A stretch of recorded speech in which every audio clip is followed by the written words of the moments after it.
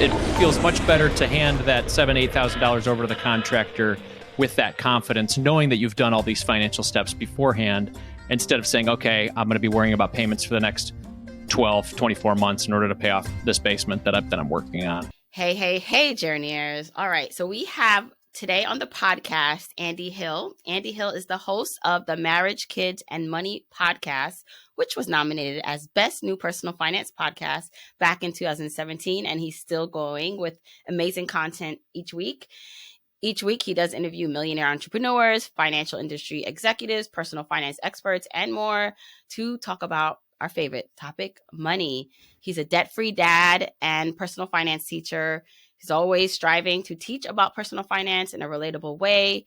He paid off his mortgage and is a full-time entrepreneur.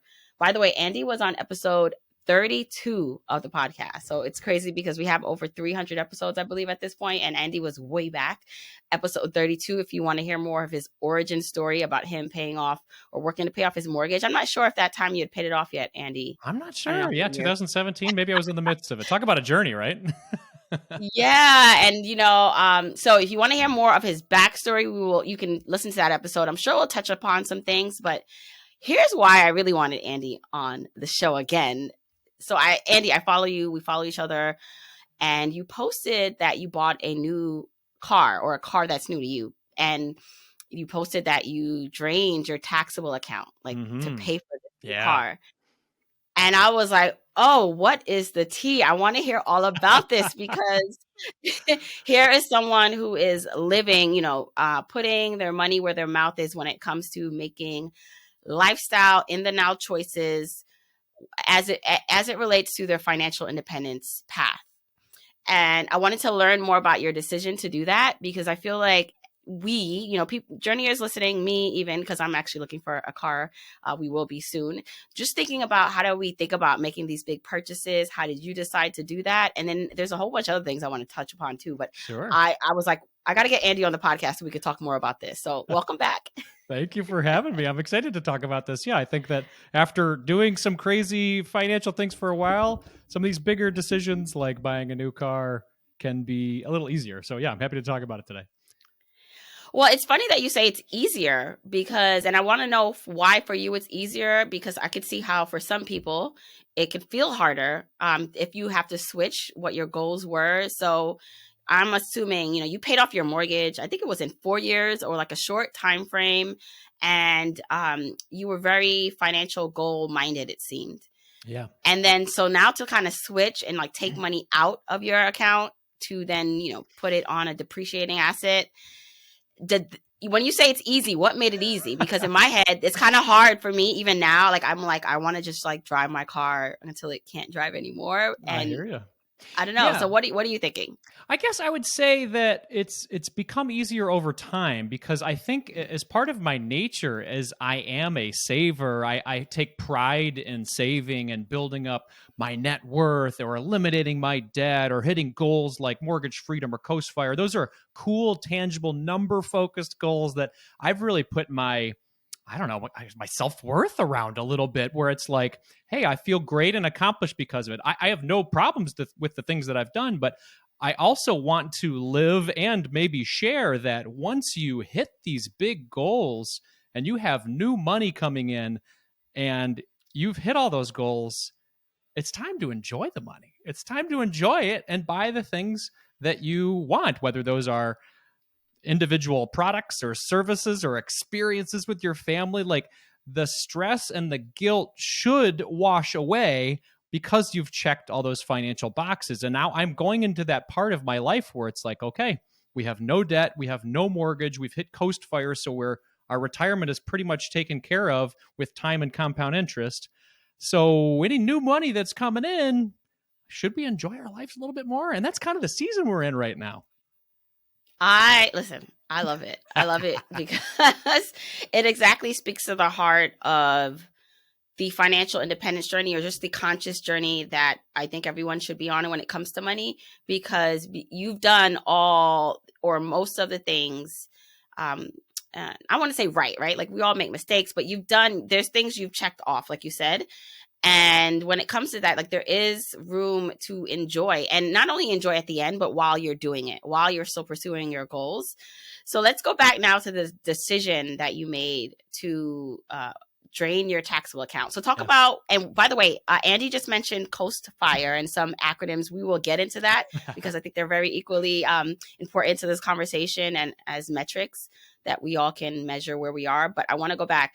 Tell me about now when you started to think about buying a car, what were your options? Because as someone who's looking now, you know, the options are, well, you can take out a loan if you find a good interest Mhm. rate. So that way you're not putting down a lump sum on this asset. So what were your options as you were looking? And then how did you proceed with the option you chose? Yeah. So for a long period of time, we had a taxable brokerage account set aside for what we called early retirement money. So money that we could build up that would allow us to maybe live off of the interest, or, you know, be able to use it from, call it 50 years old to 60 years old, sort of a bridge to early retirement or a bridge to retirement. And I thought that was a really neat idea. Another numbers focused goal that would help me to hit, you know, check a box to say, okay, I don't have to work anymore at 50 years old. What happened over the past couple of years is that I found a job that I really love to go to work to every single day.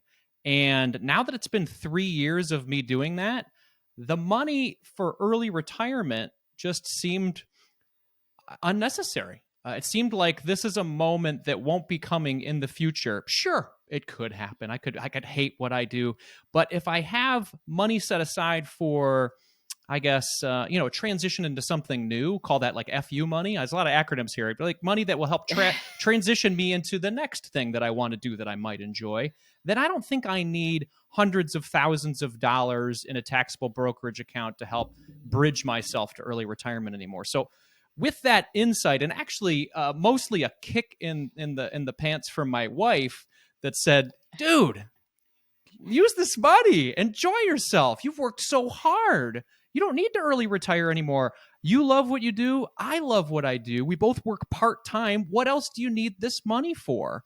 So with that kick in the pants from my wife and just the general progression over the past 3 years, we decided, hey, we don't need this taxable brokerage account anymore for early retirement.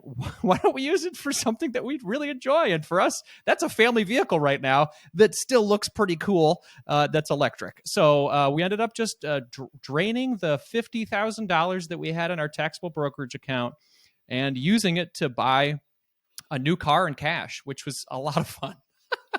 Well, how what kind of car was it? It's a 2023 Ford Mustang Mach-E, and I'm from Detroit, and Ford's from here. I know there's a lot of electric car folks out there that really love Tesla. I think Teslas are fantastic, but I really like this Mach-E a lot, so it's great. Yeah, we'll definitely post a picture and have a picture in the show notes so you guys can see Andy's cool new car. When you said you took out $50,000, so Yes. here's the other thing, right? We can't help, especially me, like I can't help but weigh the finances, the numbers of things, right? So like the cost of taking that out, so just to be clear, it's a non-retirement account, Yes. the taxable account. So there are no penalties when you took that money out, but you had to pay something on the money you took out, right? There Like, will what be was some that? tax ramifications in Yeah. the upcoming tax year for any gains that I had, but in the means, it's not going to be that much. It might be a couple $1,000. So we're planning Right. for that in the tax return year next year. But all in all, between the $50,000 we had in our taxable brokerage account and the other $10,000 we had saved for the car fund, it was enough for us to pay for it in cash. Right. Now, so it sounds like you did the calculation, so you understand like what you need to pay back. So I think Yes. this is just important, just in case anyone is considering doing something like this, is to think ahead and model out what you may owe. Like if you did have a taxable account that you were going to take from to do something like this, or even, not that I want someone to do this, I would actually advise not to, but if you were taking money out even of your retirement account for an emergency, it's just to look at what it's going to cost you to do that, just so you are aware of it and you understand the tax implications and fees and penalties. Absolutely. If there are any. Absolutely. Yeah. And especially, definitely want to caveat again, it's not retirement account. This is early retirement, taxable brokerage, not 401k, not IRA, not even HSA. This is a taxable brokerage account. Absolutely. Think of it almost as like it's set aside money as a savings account, but within the stock environment. So Right, right. Now, did you look at the option of what if you took a lump sum of that money, not all of it, and put down and then took out a loan to be able to cover the rest of the money? And then that way your money could have stayed in the market and earned more, right? Did you do that calculation? Candidly, I did not, because I don't really want to have car payments. I used to have a lease car, and that was fine back then. But I feel like payments for me are a weight on my shoulders that I don't want back again. So paying off our mortgage is another example of something that maybe isn't mathematically optimal, especially with our mortgage was 3% when we paid it off. But psychologically and emotionally, it was massively optimal for our lifestyle, because I, I, I have financial anxiety when it comes to these types of things. And if I have too much mortgage, if I have too much student loans, if I have too many lease payments, I have too many subscriptions to online services, whatever, all of it just feels overwhelming to me. So I like to simplify things as much as possible. Now, is it the most mathematically optimal? Probably not, but it feels really good. See, and here's the thing though, Andy, you know yourself Yes. and you know what you're able to handle, which I think is really important for you to figure out when you're on this journey. Because for some people, they're fine with a payment, but mathematically it working out because they can earn that money in the market and investing it. And that's fine. They're okay with that risk. It's very evident, that you are not, because of how quickly you pay down your mortgage. And I mean, it allows you to be what I like to call financially fluid, like, and flexible. So it makes sense that you're this way, and it translated over to like a car, because what you even need to earn. We'll talk about this, but as a business owner, as an entrepreneur, you can even be more agile, right, with what you bring in, because you don't have to cover as many expenses as the person who has the mortgage, the car note, the lease, all these things, right? Absolutely. Yeah. And becoming or learning to become a business owner for the past 3 years full time has been a journey in itself. I've learned a lot, but gotten to a point now where I feel stable and happy with the type of work I can do. And as you point out, if things aren't that great, I have the ability to flex how much I pay myself versus how much I increase my pay. So a lot of flexibility as a business owner, which is nice. Mm-hmm. So some self-reflecting questions if you're listening and you're thinking about doing something like this. Also, planning out. So I feel like it's important to note that you didn't just like wake up, get into personal finance and find the financial independence movement and pay off your mortgage and buy a car in cash and make all these decisions really like in 1 year or less. No, Like, yeah. this has been a journey in the making, right? You're still on the journey. Oh yeah, absolutely. I mean, this started when my wife and I got married 13 years ago. So we had student debt, we had card debt, all the way to spending all of our money at that point. But over the 10, 13 years that have passed now, we grew our net worth from negative $50,000 to over $1 million. And then we're able to eliminate our mortgage and then hit these great, retirement goals. And that's really helped us to have a little bit more flexibility and reduced financial anxiety in order to make big decisions like this. I think sometimes when we talk about buying a flashy car in cash, that's maybe all people hear, as opposed to the entire journey of getting there and almost getting the mental permission to allow yourself to buy that car in cash, right? Right. Now, I definitely know we talked about this more in your original episode, on episode 32, but I do want to just touch upon what made this possible for you, right? So maybe we should just talk about just like a general profile so people have an idea. Like, Sure. I know you're married with kids, right? Mm-hmm. Hence Yes. the name of your brand and podcast. But how many kids do you have? Where do you live? And then I know that I believe your wife still works, and then you're a full-time entrepreneur. Yes, right? yes. So I host a podcast called Marriage, Kids, and Money. It's focused on helping young families build wealth and happiness with the podcast, with Jamelia and I kind of started around the same time. That's why we have a good bond. I've built that into a content platform that is family, wealth, and happiness focused. So with that, I'm able to earn enough money to live my life. Right now, I pay myself about an $80,000 a year salary as a employee of my company, and I've been doing that for the past 3 years full time, 6 years part time. And then, yes, I live in Michigan. My wife is named Nicole, and she works part time as an esthetician. So that's like facial care. I'm still learning a lot about it, about her Yeah. new adventure, and she loves it, which has been great. So we're both in these sort of part time roles. And then I have an 11-year-old daughter and an 8-year-old son. And I believe I said we lived in Michigan. So that's where we are. Yeah. I mean, when you talk about Coast Fire, let's get back into that. Yeah. Because I feel like we have similar, or I realized, and you said publicly that you kind of changed your mind about like pursuing financial independence in the pure form that it's presented, Sure. right? And I want you to talk a little bit more about that and why you switched paths, or you adjusted your journey to something that's more sustainable for yourself. That sounds good. Yeah. Originally, in the beginning, I had a career and a career path that was good for me. I was a young 20-something and I liked traveling. I worked in corporate event marketing, so I got to travel around the globe, get to go to cool events, which is neat.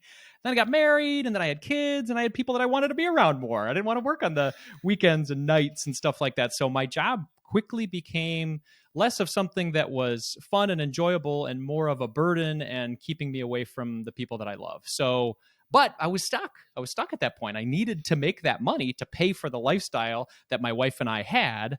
So I needed all 100% of that.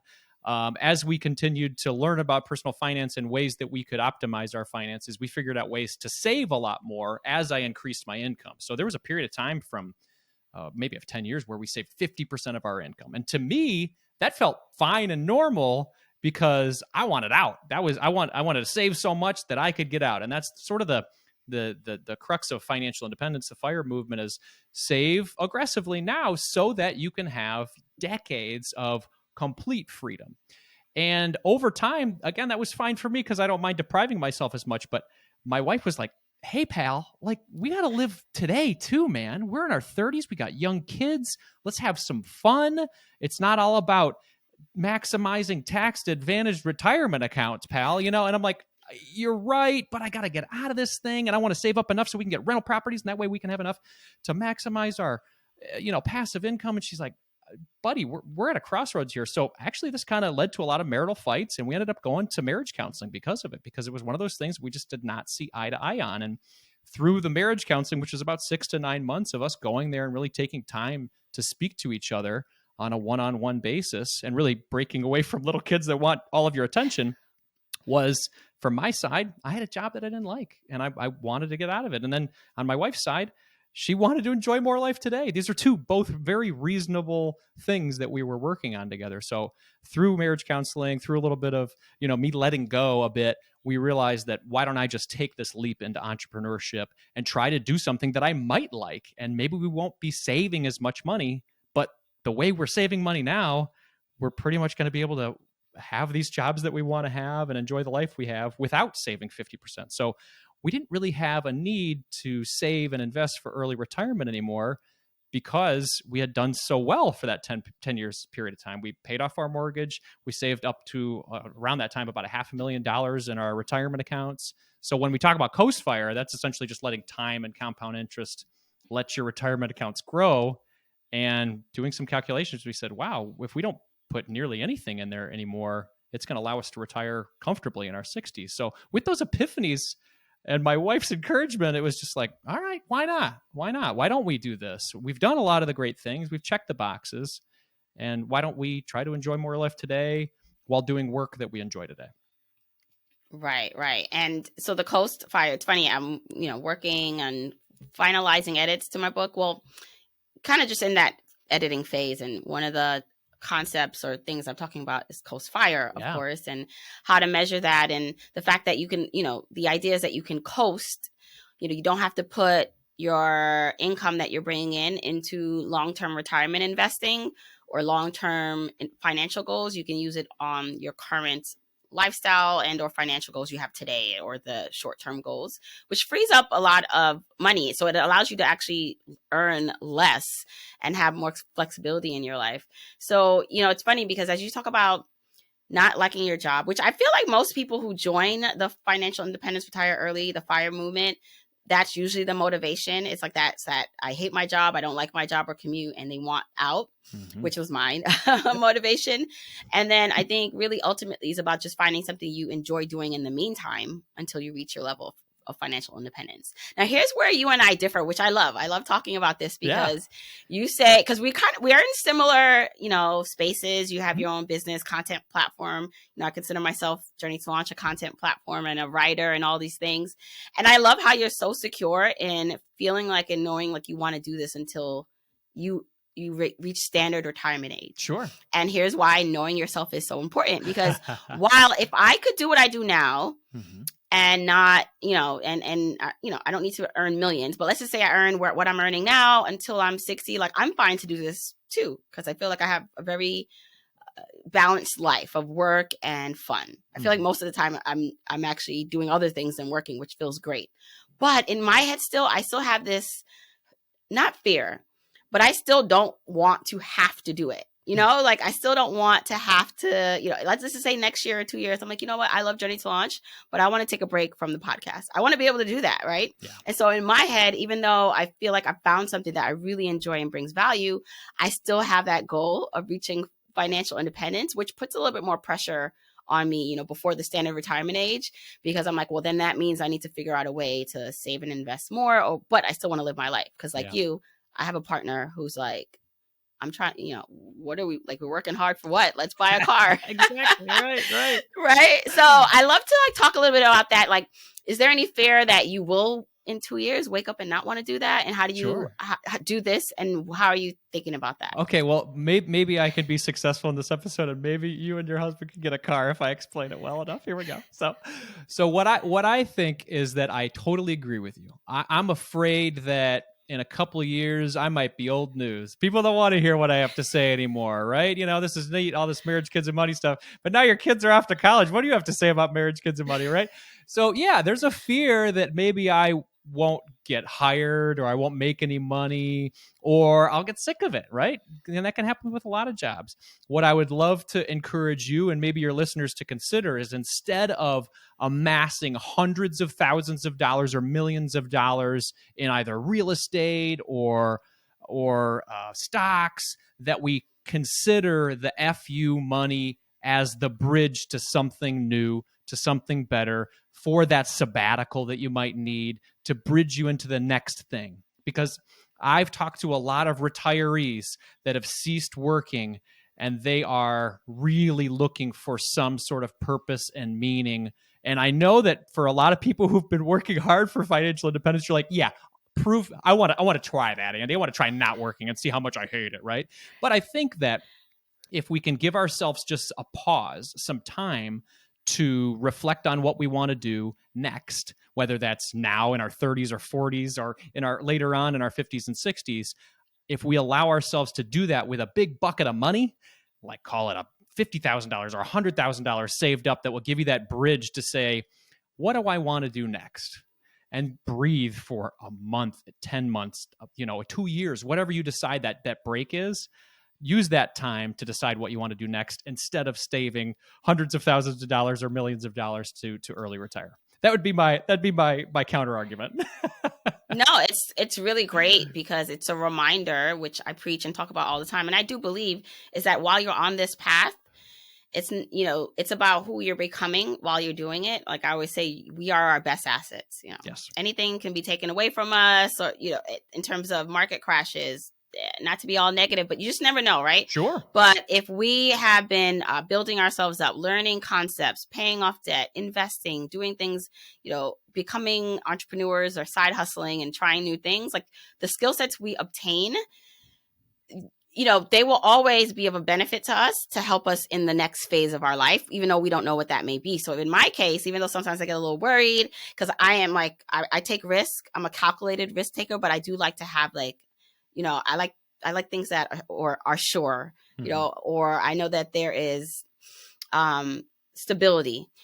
But realizing that now that I'm like 40, oh my gosh, I can't believe I'm 40. But now that I'm 40, in all the years of my life, that I've never gone without, or I've never lacked, even at the stages where I didn't know what I was going to do, or things didn't work out in the way I wanted. Like there was always something else. Right. Like I've always been okay. And I think I've heard, hindsight helps to give you a foresight. Mm-hmm. And if we can remember that about our journeys and realizing like how far we've come, what we've accomplished, and that whatever is to come we can handle, that definitely like makes me feel better because, what if maybe my mind changes about what I'm doing now, but that's okay because at that point in time I'll figure it out, right? Yeah, Like I don't if need it to were freak out somebody about else and it something. weren't Jamila Souffrant, then I'd say, well, maybe don't go off and buy the car. But you have such incredible financial responsibility in your life, and I'm sure a lot of the listeners that are listening to your show have also gained that financial confidence and financial security because of what you've preached over the past 5, 6 years, 7 years you've been doing the show. So I'm all for it, man.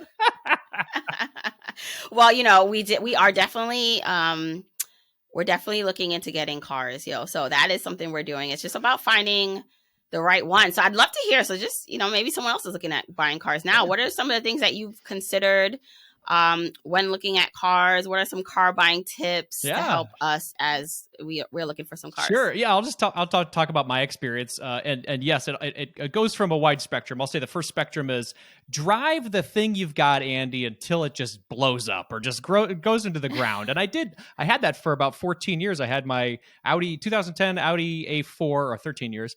And it was fine. It was fine, but there was little $1,000 fix here, $2,000 fix there, because it's a German automotive car that needs these luxury parts and blah, blah, blah. And I was just like, oh my God, I just don't want to deal with this thing anymore. Okay, so there was that option one was just stick with what you have and pay for those things. Option two was buy another slightly used car, maybe 3 to 5 years old. That's when the depreciation. So you buy that car right off the lot and then it drops big time, the value of it. So if you can buy a car maybe after somebody's 3-year lease or, if they've had it for 5 years, you can get a really good deal on a low mileage vehicle that will, still allow you to be driving something reliable without all these constant fixes. So that was sort of level 2. And then level 3, the totally irresponsible one that I chose to do was to buy a brand new car off the lot using an app on my phone and then and picking the exterior and interior that we want on the phone and then just hitting the button. So I feel like there are 3 levels there that a lot of people could choose based on your comfort level with your personal finances. And then obviously there's millions of levels in between. You can finance the vehicle. I like buying in cash because it just eliminates one less thing that I have to deal with later on. It feels like if I were to go on a vacation today and then pay payments on it, then I'm still paying for that vacation maybe 2 years from now, being like, oh man, I wish I wouldn't have bought this car that's still having trouble. So I like no payments, but that's just my methodology. So if you're driving an old car right now and you're thinking of maybe upgrading, maybe looking at a mid level of like, hey, can you buy a slightly used car? We did our last one on Carvana, and we got a 3-year-old Acura MDX. It was fantastic. We still love it. We're still driving it around. But that was sort of that middle ground of buying something slightly used at a better deal, but still very reliable and comfortable. So that's my current shopping experience with cars lately. I would love to know. So you went into a dealer, right? For this current purchase, I did not. I saw a bunch of them on the road, and I thought they looked cool. And then I bought it on my phone. It was extremely irresponsible. I would not recommend that to anybody. But man, I love it. But I love this because I was going to ask you how, from my experience of buying back when we bought our cars, like 8 years ago, they were used, but we paid it in cash. Yeah. And the dealers were so annoyed. I just could tell they were annoyed because they wanted us to like do a loan, and we're like, no, we have the cash. Like, just take the cash. Right. So I was going to ask you what they thought. Like, they probably wanted, when you came in and said you just wanted to buy cash, like if they tried to discourage you from doing that. Yeah. But yeah, there was surprise. It was like, okay, so do you want to jump on the payment plan, or here's some details about the payment? I'm like, no, I'm just paying for it in cash. They're like, oh, okay. And so I had to go get the cashier's check specifically from my bank and bring it over there. There was a lot of pride in that, being like, I'm paying for this whole thing. That's a flex. In cash, man. I would love. It feels good doing things like that. Like that to me is, which is why you got to understand like what makes you feel like you're flexing or feel good about yourself. Yeah. And situations like that where I'm like, buying something that's a lot of money in cash or being able to pay. I remember, so when we talk about doing things that seem reckless, we're spending a lot of money. Yeah. Sometimes I feel like we recently did over our basement. Mm-hmm. And I feel like it was definitely, as any construction or renovation, like so much more money than we thought. Oh, yeah. And when I think about it too much, I'm like, wow, we could have this money could have bought us a new condo somewhere else. Yeah. but it felt so good when I was making those payments in cash, and sometimes payments were $7,000-8,000 to the contractor to buy materials. I'm like, here's the cash. That felt good. Yes. But it's that idea, and just to go back for someone listening who may be in this position where they want to do things like that and they can't yet, going back to the fact that there were sacrifices that I've made, I'm sure, Andy, that you made to be able to be in the position to do some of this now. And so if you find that you're not there yet, it doesn't mean that you won't be there ever. It's just there are things to do first so that you can be able to do some of this stuff later. Absolutely. Yeah, and I would say it feels much better to hand that $7,000-8,000 over to the contractor with that confidence, knowing that you've done all these financial steps beforehand, instead of saying, okay, I'm going to be worrying about payments for the next 12, 24 months in order to pay off this basement that I'm working on. Absolutely. Having done the steps beforehand is crucial to have that financial confidence and lack of financial anxiety as well, which is great. We got to keep that away from our shoulders because it really weighs you down. Mm-hmm. And when we talk about what it takes to get here, I'm all about enjoying the journey as we go. But I just feel like sometimes some people are not telling the truth about the hard work it takes because we don't want to talk about hard work anymore. And I agree. I don't think things should be to the point where they're painful or it's unsustainable, right? Or you're miserable doing it. I think there is a way. I mean, that's what my book is all about. It's finding joy and enjoying the journey. But let's be real. When I think about people like Beyonce, I don't know how much of a Beyonce fan you are, Andy, but Beyonce, when she first started out, she hustled. So there was a tweet or something going around, when she was first starting out in music, she did every interview. She worked nonstop, doing tours when new things were coming out for I don't know how many years. And now she's at a point where she doesn't do any interviews. She hardly promotes her album. She just drops it and people buy it, right? And I know we can all be Beyonce, but there's a level of, you can look at, an artist could look at Beyonce now and be like, well, I want to be able to just drop an album. It's no, but you don't understand the work she did to get to the point to do that, right? That is a great example. Yeah, she put in all the work for decades. And so now she can enjoy the spoils of just doing it in the relaxed fashion and still kill it. Yeah. So Andy, tell us what's next for you. What other goals are you kind of just working on financially with your business, and where everyone can find you if they want to learn more? Yeah, at this point in our journey between my wife and I, we're really turning our focus towards our kids and building generational wealth for them to just make this journey slightly easier for them, but also to give them the tools so they don't mess it up, give them the tools so that they are learning, they understand how to do it and how to move forward. So with that, I'm actually launching a course called Make My Kid a Millionaire. It comes out actually next week. It helps parents to help their children grow generational wealth and happiness. And I'm excited about launching that one. And you can find more on my website at marriagekidsandmoney.com. And that is where you can find me. Awesome. And your podcast again is called? Yeah, podcast is called Marriage, Kids, and Money. You can find it on any podcast player. If you're listening to this show, just type in Marriage, Kids, and Money into your favorite podcast player. Awesome. Thank you so much, Andy. This was great. Thank you.